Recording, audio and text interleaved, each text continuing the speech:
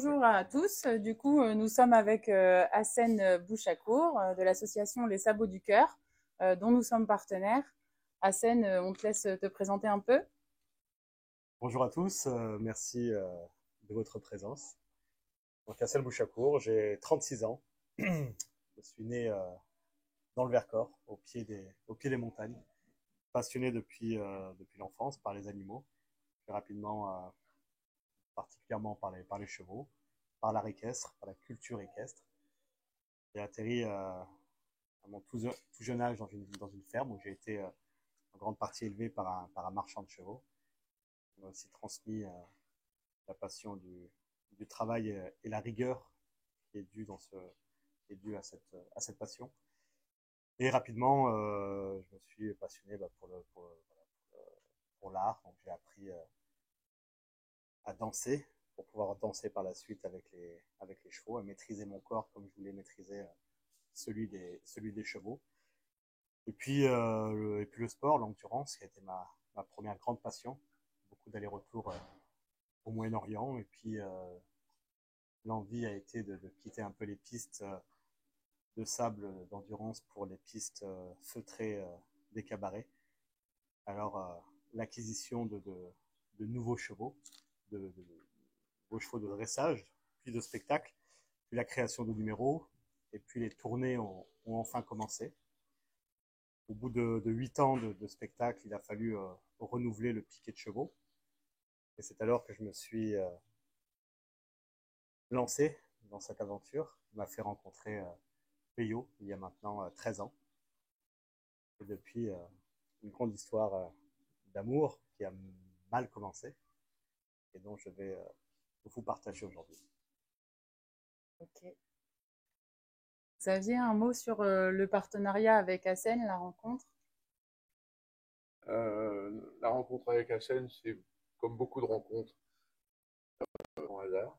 Une connaissance commune, une collaboratrice qui connaissait bien Hassen, et puis très très rapidement, je pense que l'entreprise et son esprit a rencontré avec les sabots des cœurs le même esprit, même volonté d'avancer dans quelque chose un peu différent, quelque chose qui ne s'était jamais fait, quelque chose qui pouvait sembler aussi un peu décalé par rapport à ce monde de la compétition et de la performance qui nous entoure un peu plus souvent au quotidien. Euh, et puis, au fur et à mesure des années, des actions, je pense qu'aujourd'hui, c'est quelque chose qui va au-delà d'un partenariat, quoi. Je pense que c'est une histoire d'amitié, c'est une histoire d'ADN qui commence à se croiser, à se comprendre, voilà. Parle-nous un petit peu du coup de l'association. Quelle est la mission du coup des Sabots du Cœur? Qu'est-ce que vous faites exactement au quotidien? Alors, quand on s'est aperçu effectivement des capacités cognitives chez Peyo, on a lancé une première étude, une étude vétérinaire, pour comprendre pourquoi est-ce que Peyo était capable de lui donner une information précise sur l'état de santé d'un patient. Pourquoi est-ce que lui, qui est tellement spécial, tellement timide, tellement craintif, se révèle être un réel protecteur au contact de patients, et pourquoi surtout après le contact avec ces patients, on s'aperçoit qu'ils perdent la vie très rapidement. Alors faire le lien entre le cheval, ses capacités, la vie, la fin de vie du patient, et puis ce qu'on peut en faire, ce qu'on peut en tirer de cette expérience tragique. On s'est tout de suite dit que voilà, il fallait pousser la chose. Donc pour ça, on s'est fédéré en association. On est tous bénévoles. Aujourd'hui, les Sabots du Cœur ne bénéficient d'aucune aide publique. C'est uniquement des fonds privés. C'est uniquement une grande famille de mécènes, de donateurs, de particuliers également, grâce au site internet, qui viennent nous aider pour pouvoir accompagner la vie dans la fin de vie. Et puis, une grande famille à travers le monde, suivie par des millions de personnes, qui nous a poussé à venir à votre rencontre, vous qui êtes un partenaire de vie pour le travail du quotidien. Et le travail s'organise autour des détections de Peyo. Une fois qu'il nous a marqué des chambres, donc on s'en sert un peu comme une boussole, c'est-à-dire qu'on va le lâcher en liberté euh, dans 5 établissements avec lesquels nous avons des conventions d'études et de travail. Peyo va nous marquer les chambres ou pas. Eux aussi, comme il est en liberté, il va voilà, aller faire une sieste ou rentrer plutôt au camion ou d'aller renifler les chambres. Et puis quand il nous marque les chambres, bah, je prends le relais, je m'approche du patient, je me lie d'amitié avec lui, j'essaye de synthétiser ses besoins, ses craintes, ses appréhensions, et puis de répondre à ses volontés, à ses dernières volontés, à réaliser les rêves également, notamment chez les enfants. 70% des patients dont je m'occupe sont des enfants, avec ou sans famille. Quoi qu'il arrive, il faut trouver des solutions, il faut mettre en place un accompagnement à la hauteur de l'humanité qu'on a envie de porter, à bout de bras parfois, mais voilà, on se refuse rien, on ne refuse rien, et l'idée des sabots du cœur, c'est vraiment de célébrer cette vie, parfois courte qu'il reste à vivre, mais la célébrer et la vivre pleinement jusqu'au décès. Une fois que le décès intervient, tout dépend s'il y a des moyens financiers, matériels, s'il n'y en a pas, s'il y a une famille également, s'il n'y en a pas. Quand il n'y en a pas, ben, j'adopte directement les personnes, notamment les enfants, pour pouvoir les enterrer. Et au préalable, juste avant ça, donc préparer les corps, laver les corps, faire tous les soins mortuaires, afin de les présenter à ceux qui restent, ou alors sans faire présentation, mais au moins par respect du corps et de la vie qu'il y a eu, le laver, l'enterrer grâce à mes corbillards et à mes chevaux de trait boulonnais. On les emmène jusqu'au cimetière, et donc grâce à notre partenariat, en quelques années, c'est déjà 25 petits, 25 jeunes enfants âgés de 3 à 16 ans qu'on a pu ensemble prendre en charge, accompagner, réaliser les rêves, laver, préparer, enterrer, et puis surtout leur éviter les carrés des indigents, qu'on appelait autrefois les fosses communes, avec des sépultures, donc des caveaux qu'on a achetés, qui contiennent chacun 4 places. Et voilà, c'est des partenariats, comme tu l'as dit, qui vont au-delà de ce qu'on a l'habitude de voir dans la relation qu'on a au cheval. Ici, on est dans un cas bien particulier, un cas qui nous pousse nous renvoie à notre propre mort aussi, hein, ce qui peut nous faire peur, et c'est bien normal.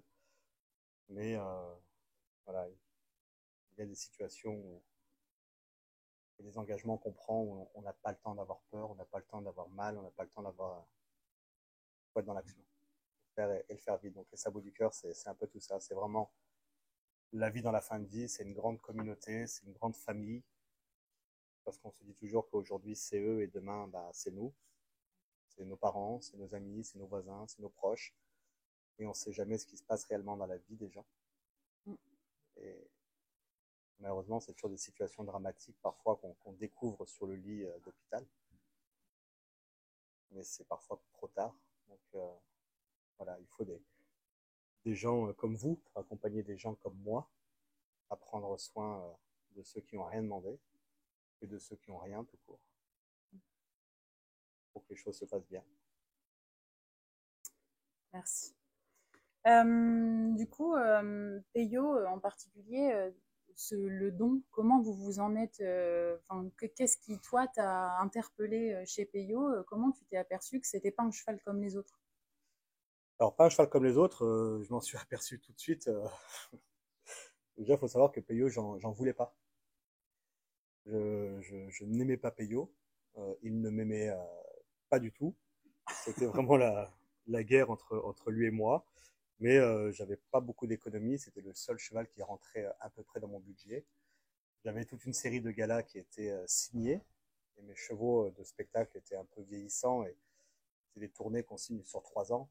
Donc même s'ils allaient faire le début de la tournée, ils n'arriveraient pas à faire la fin. Alors il a fallu trouver un cheval avec du sang neuf, un vrai danseur. Et puis j'ai pas trouvé. Et puis mon entraîneur de l'époque me dit, tu sais, il y a un cheval qui est un peu comme toi. Il est, euh, il est pas toujours très aimable. Il est toujours dans sa bulle. Euh, il est un peu difficile d'approche, mais quand il fait les choses, il les fait bien. Donc moi, j'ai été très vexé de cette description. Et elle me dit, bah, c'est Peyo. Et je dis, bah non, Peyo, je l'aime pas. Peyo, il m'aime pas. Et je cherche tout l'inverse. Moi, je veux un cheval blanc, un cheval gris, un cheval de porteur un peu grand. Je me suis retrouvé avec un petit cheval d'1 m 60, alezan, alezan, pas très très sympa. Et puis, j'ai quand même voulu tester parce que j'avais pas d'autre choix. Alors, pendant 1 an, j'ai essayé et ça a été une catastrophe. Alors, discrètement, sans que personne ne sache, j'ai posé une annonce sur un site de vente. Ouais, j'ai honte, mais j'ai honte, mais voilà, je vous cache rien.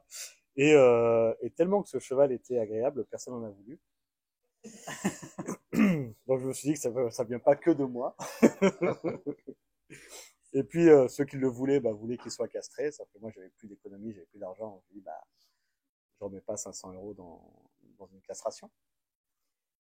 Alors, bah, voilà, j'ai gardé ce cheval. Et puis un jour, enfin, une autre famille vient pour acheter Peyo.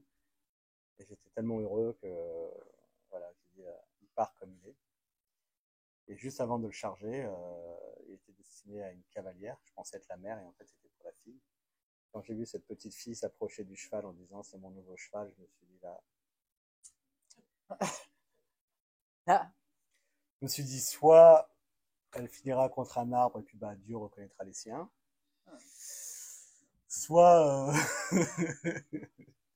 soit ça va mal finir quoi qu'il arrive. Et puis j'ai quand même eu un peu de remords donc je suis monté sur Payot pour montrer qu'il était dressé. Et à ce moment-là, ça a été la révélation. Je n'avais pas monté Peyo depuis presque 6 mois. Je m'en occupais, je voulais plus m'en occuper, seulement sortir et rentrer box paddock quoi. Et en 30 secondes, j'ai compris le carnage que j'avais fait. Euh, j'ai compris que Peyo c'était pas un cheval à qui on imposait quoi que ce soit. Donc moi je suis monté à cru vraiment sur le cheval. J'ai demandé de trotter, de marcher, de trotter, de galoper. J'ai sifflé, il s'est arrêté.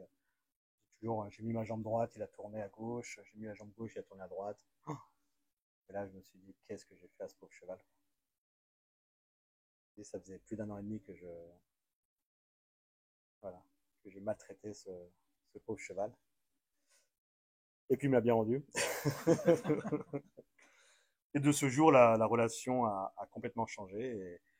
Et puis, bon, j'ai annoncé aux acheteurs que finalement, je le gardais. Et puis, j'ai eu 3 mois un peu dur, un peu à déprimer en me disant que j'avais été monstrueux. Et que ce qui fonctionnait avec d'autres dans l'équitation qu'on apprend de routine ne fonctionnait pas avec des vrais chevaux qui avaient avec des hauts potentiels. mm. Et là, la relation a complètement changé. Cependant, ce qu'on n'expliquait pas, c'était son comportement qui était toujours un peu fuyant, un peu craintif, un peu timide. Mais au contact de certaines personnes, se révélait être un véritable protecteur, un cheval vraiment très dominant, très proche de la personne, toujours à coucher son encolure sur les gens. Et par rapprochement, on voyait aussi que ces gens-là avaient toujours en commun d'être très fragiles, d'être porteurs euh, de maladies graves, puisqu'on apprenait à chaque fois le décès dans les jours ou les semaines qui suivaient la rencontre avec Peyo. Alors, au début, on se dit, bon, c'est une coïncidence, c'est pas, voilà, ça peut pas être possible. Mm. Et puis au fur et à mesure, au bout du 10e, quand même, on se dit, là, c'est pas un spécial après chaque spectacle de recevoir des cartes et puis toujours des faire-part de décès, alors qu'on nous invitait jamais au mariage. De se dire que telle ou telle personne était partie, qu'on avait rencontré quelques jours, quelques semaines avant. Et là, c'était plus drôle du tout, puisqu'on ne nous invitait plus, on nous appelait la faucheuse. On était vraiment devenus un peu les bêtes noires des organisateurs qui avaient toujours peur que quelqu'un meure à leur spectacle, Mm. si Peyo s'approchait d'eux. Alors, par curiosité, j'ai réuni une équipe de chercheurs, de vétérinaires, pour essayer d'étudier, de comprendre Peyo. On s'est aperçu que Peyo n'était pas de la méchanceté, c'était uniquement des troubles. Euh, ceux qui l'ont approché aujourd'hui pour des photos, vous voyez bien que dès que vous approchez trop près, dès que vous rentrez dans sa bulle, il fuit en permanence, il ne supporte pas le contact, il n'aime pas qu'on rentre dans sa bulle. Cependant, seul lui peut être maître de qui il approche. Et puis, alors on a lancé une première étude, et puis par la suite, on s'est intéressé également aux bienfaits que ça pouvait apporter chez certains patients. Alors, effectivement, il décédait peu de temps après. Au plus le comportement était expressif de la part de Peyo envers le patient, au plus le décès était proche.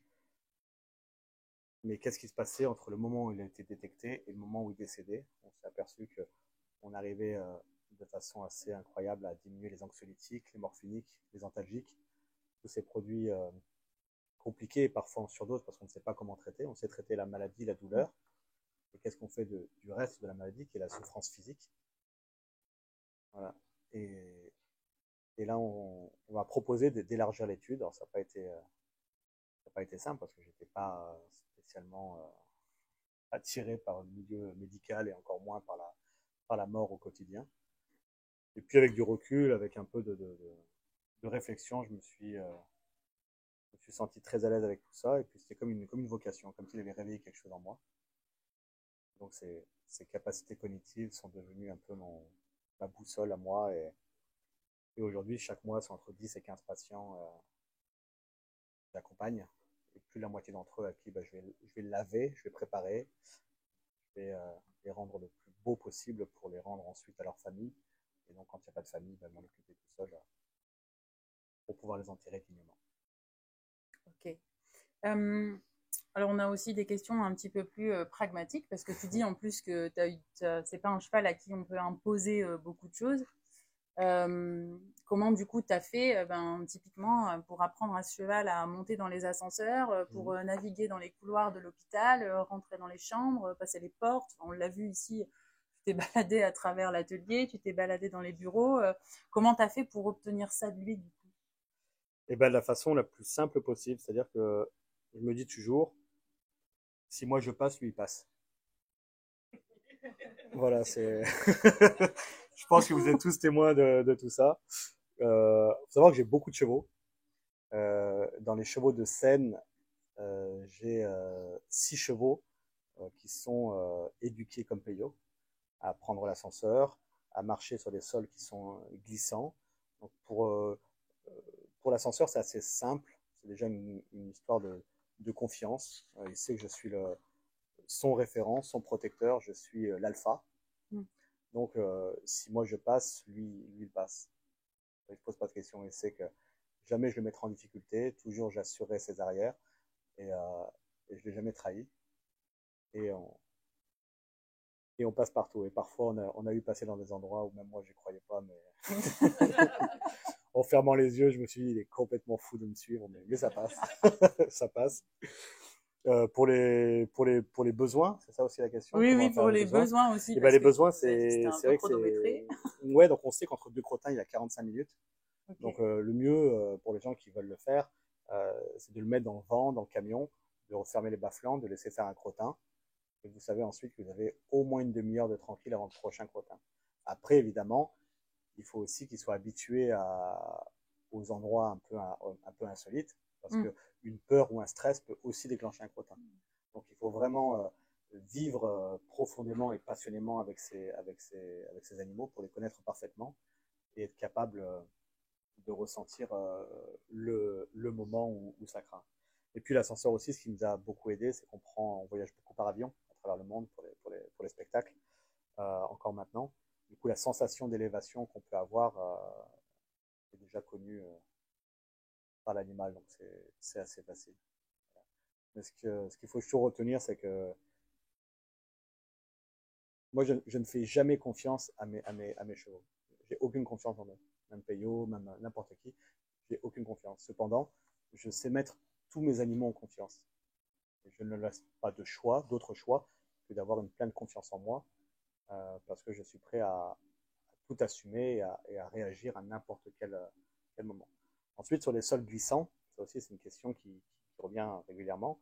Le cheval n'est pas ferré, il n'a pas de protection caoutchouc comme on peut mettre parfois pour éviter les dérapages. On lui apprend simplement à marcher à l'amble. Vous savez, comme les chameaux, donc côté gauche, côté droit, côté gauche, côté droit. ou comme nous, on fait un peu instinctivement quand on marche sur un sol qui est mouillé. On se met un peu sur la pointe des pieds comme ça, puis on retient ses pas. Le cheval, c'est beaucoup plus facile pour lui parce qu'il a 4 jambes, et donc il va marcher, adapter son allure en marchant à l'amble, ce qui lui donne une grosse stabilité. Voilà.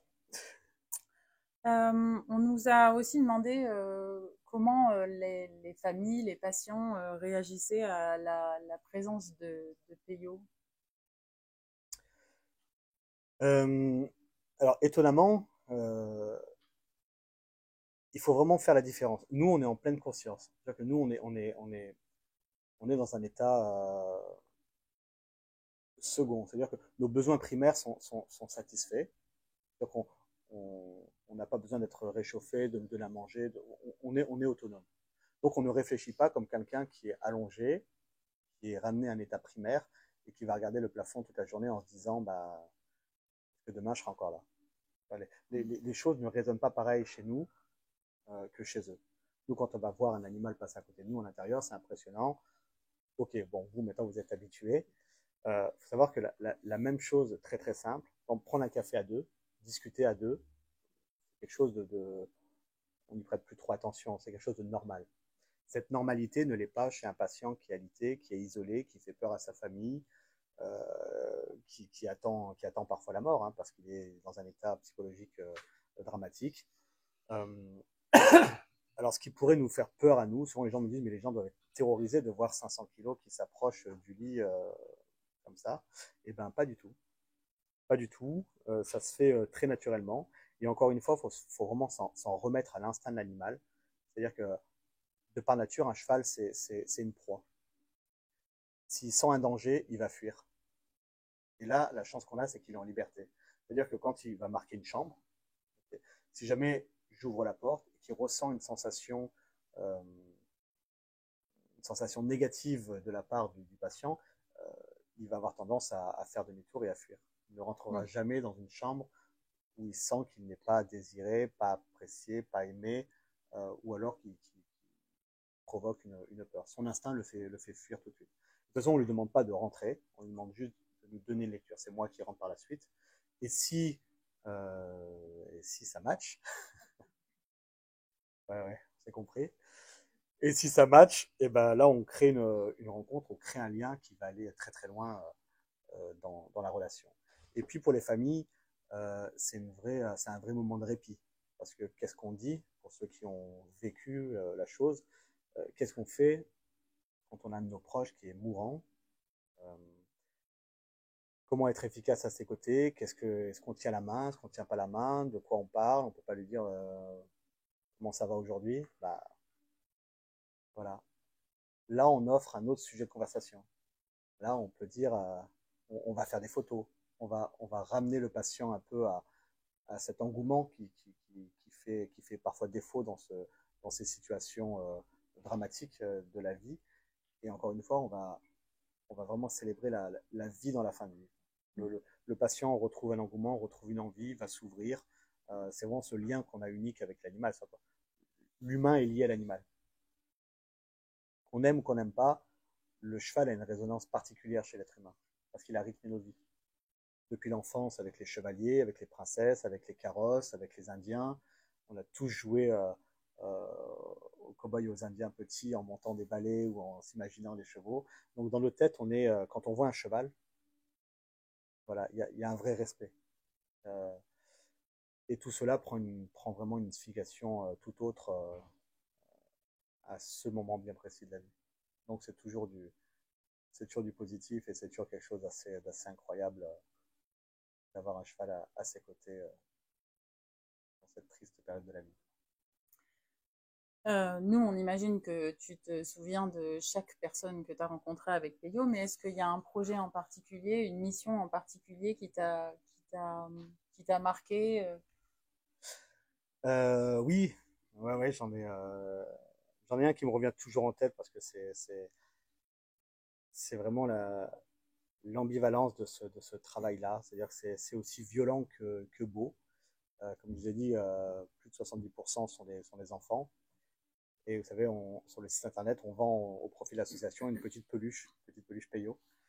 Et cette peluche sert toujours aux enfants d'objet voilà, de transition émotionnelle, d'émotion un peu à travers cette peluche. Quand Peyo n'est pas là, ils ont leur petit Peyo contre eux. Et c'est un petit que j'aimais énormément. Et tous les matins, quand je rentrais dans sa chambre, il criait même pas mort. Et il dit, bah, tu vois, aujourd'hui, je suis même pas mort. Hein. Et donc, les premiers jours, c'était hyper choquant. Et puis, il était tellement content de ne pas être mort et d'être là qu'il criait partout. Mais il criait chez le glacier quand on allait manger des frites. Il disait, hey, je suis même pas mort aujourd'hui. Et bon, ça mettait toujours les gens dans une hyper mal à l'aise. Et à la fois, c'est Et à hyper. la fois, c'est trop mignon. Ouais. Oui, oui. Et puis un jour, je rentre dans sa chambre et il me redit, bah, même pas mort. Et je dis, bah, trop super. Il me dit, par contre, est-ce qu'on peut tuer Doudou? Et je dis, ouah, qu'est-ce qu'il va me dire encore? Et en fait, sa peluche, il me dit, bah, en contrebas, on voit Peyo dans le jardin. Il me dit, Peyo, il gratte toujours ses fesses contre cet arbre et sa chambre donnait sur cet arbre. Et il me dit, est-ce qu'on peut prendre des ciseaux et couper la tête à Doudou? Et comme ça, on enterre Doudou en bas dans le jardin. Je dis oui. Bon, on va déjà prévenir la psychologue qu'il a des idées qui parlent de ça, quoi. Et il me dit non, mais comme ça, quand moi je vais mourir, bah, Doudou il sera déjà au paradis et puis il va m'attendre. Ouais, et ben on a eu la même réaction. Et là, on se dit, c'est tellement violent et à la fois ça a tellement de sens pour lui Mm. qu'il faut le faire. Donc là, on serre les dents, on évite de trop parler, puis on trouve des ciseaux et on coupe la tête à Doudou et puis j'ai pris une fourchette pour aller gratter dans le jardin pour enterrer Doudou sous les yeux de ce petit. Et Doudou est resté là. Et 15 jours après, bah, le petit est parti. Et sans nul doute que Doudou l'attendait déjà là-haut. Aujourd'hui, il a son Doudou et puis qui nous regarde. Voilà. Et puis une autre, beaucoup plus touchant, enfin, beaucoup moins dramatique, mais euh, avec une personne âgée qui avait travaillé toute sa vie la terre avec les chevaux, qui a 92 ans, a attendu un jour, il n'y avait plus aucun médecin pour se hisser sur le dos toute seule, hein, quitter son lit avec ses perfusions, tout ça, pour se hisser sur le dos de Peyo. Et, et j'arrive dans la chambre et je vois cette mamie. Et je vois cette mamie sur le dos de Peyo avec toutes les perfusions sur la tête de Peyo. Et elle me dit, je suis prête à aller galoper.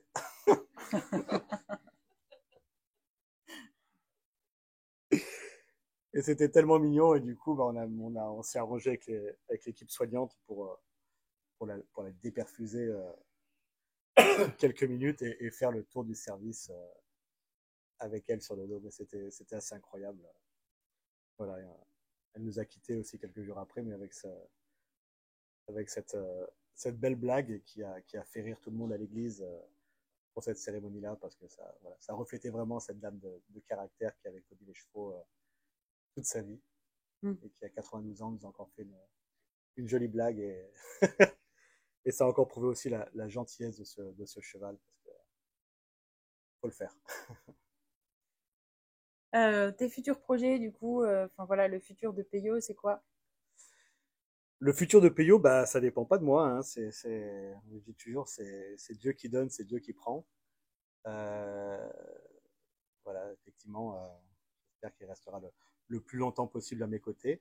Ce qui est sûr, c'est que ce qu'on retient de l'aventure Peyo, de cette vie dans la fin de vie avec Peyo, euh, c'est que ce laps de temps, qui est le passage par les soins palliatifs, par l'accompagnement, doit être vécu pleinement. Que s'il fait peur aux familles, s'il fait peur aux proches, on peut tout à fait le comprendre et on respecte cela. Il ne faut pas être gêné, il ne faut pas avoir honte de dire je ne suis pas capable d'aller voir telle ou telle personne de mon entourage, parce que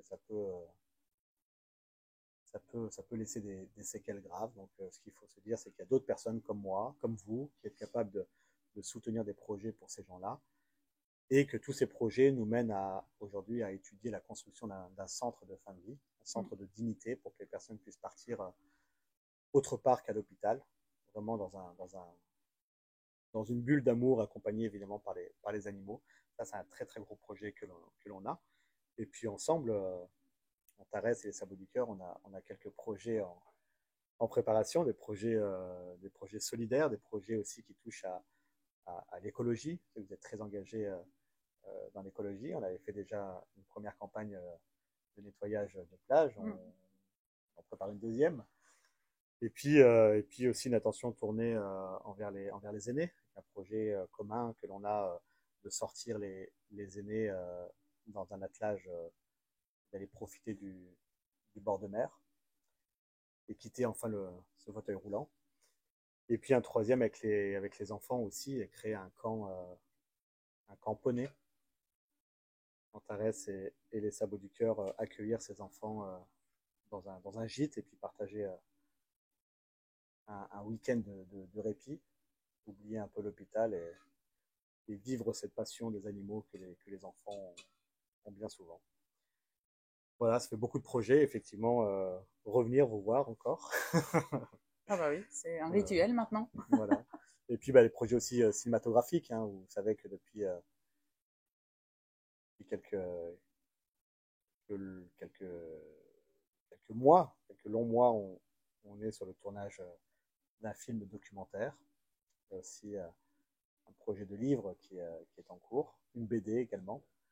Voilà, ça fait beaucoup de beaux projets grâce à ce superbe cheval. Et on a encore de belles choses à vivre tous ensemble. Et voilà. Et puis le plus beau projet, c'est aussi de célébrer ensemble. À chacun fait comme il peut, mais de trouver des moments en commun pour faire vivre cette vie dans la fin de vie à ceux qui en ont besoin. Alors du coup, là, si quelqu'un veut soutenir l'association, comment on fait? Comment on fait? Eh ben, on se rend sur Internet, lessabotsducoeur.org. Vous avez le site Internet avec toutes les explications. La foire aux questions également pour répondre aux questions auxquelles on n'aurait pas pu aborder aujourd'hui. Et puis la boutique également, qui vient en aide directement au Sabot du Cœur. Ou alors le lien Hello Asso pour faire un don à l'association. Ok. Un dernier mot à ajouter? Un dernier mot à ajouter, c'est toujours un peu spécial de parler de ça également, mais ce que je conseille toujours aux gens, c'est la fin de vie, ça coûte cher. La mort, ça coûte cher. On n'y pense jamais assez. On n'a pas envie de se dire que demain, ça peut s'arrêter pour nous, pour nos proches, pour nos amis. Euh, mais pensez toujours à mettre de l'argent de côté. Parce que si vous n'avez pas au moins 5 000 euros, il ne faut pas mourir. Alors c'est un peu terrible de dire ça, mais si vous n'avez pas un minimum 5 000 euros de côté, ça va être très compliqué pour ceux qui restent. Pensez également, avant ça, à laisser un écrit sur ce que vous voulez. Moi, à chaque fois aux patients, je m'approche et puis je leur demande, voilà, quand ils sont conscients, quand les médecins ont fait l'annonce que les prochains jours vont être compliqués, je prends les devants et je leur demande clairement ce qu'ils veulent. Si vous venez à partir demain, je leur dis qu'est-ce que vous voulez, qu'est-ce que vous ne voulez pas. Mais ça va de la musique à la cérémonie, à savoir s'ils veulent être enterrés, s'ils veulent être, voilà, faire appel à une crémation, comment ils veulent être habillés, qui présente, quel texte, voilà, qu'est-ce qu'ils veulent, comment est-ce qu'on ferme un loyer, comment est-ce qu'on ferme une ligne téléphonique, anticiper tous ces problèmes-là. Et souvent, après ça, il y a un tel soulagement que les gens sont beaucoup plus apaisés, parce que c'est des choses qu'on n'ose pas aborder. C'est par pudeur, par gêne, par peur de blesser leurs proches, qui sont parfois encore dans l'espoir. Parce que, voilà, cette question-là, on n'en parle jamais assez, mais ça va au-delà des directives anticipées. C'est vraiment se dire que chacun, si demain vous venez à partir, ou si demain vos proches partent, est-ce que vous êtes au courant de ce qu'ils veulent? Et ça, c'est déjà un grand pas pour la paix des familles. Parce que quand on ne sait pas que les familles se déchirent derrière, c'est terrible. Donc je pense que c'est aussi une belle preuve d'amour de ne pas mettre en difficulté ceux qui restent et d'anticiper toutes les choses parce que il y a déjà la violence du départ à encaisser et l'organisation des obsèques, c'est tout de suite. Organisez-vous et prenez soin de vos proches, prenez soin de vous, aimez vos animaux, protégez vos animaux. Voilà. Xavier, est-ce que tu veux ajouter quelque chose sur le débat, le mot de la fin, voilà. Même pas mort. C'est beau, c'est beau. Non, ce qui est assez étonnant, c'est que, bon, je suis assez empathique, assez émotif, vous savez très bien. Un petit peu. Ça me touche énormément. Et ce qui est assez étonnant, j'ai eu l'occasion, et je peux même dire la chance, même si ça paraît complètement paradoxal, de dire que c'est une chance de pouvoir aller avec Peyo en soins palliatifs à Calais, comme j'ai eu l'occasion de le faire. Mais ce que j'ai trouvé extraordinaire, vraiment extraordinaire, c'est que tout au long de la visite, j'ai senti que des gens heureux, et nous, on était heureux.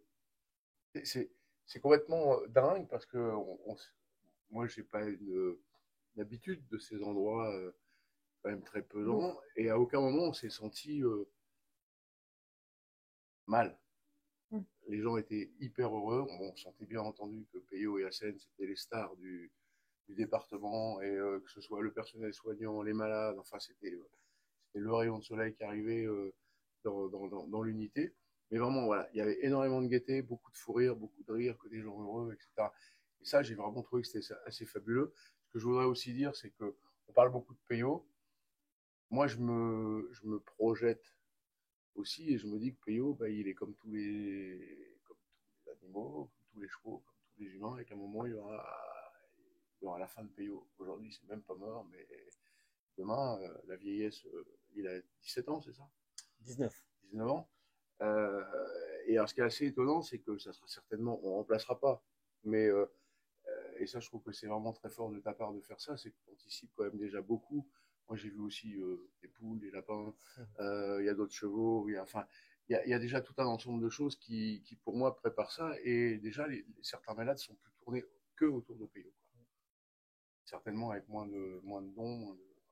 Et voilà, c'est ce qui m'a vraiment frappé, ce que j'ai trouvé vraiment génial, c'est qu'on est dans le monde de la mort, et malgré tout, j'avais quand même l'impression que tout le monde se marrait. Merci. Merci à toi. Merci Hassen. Merci à vous.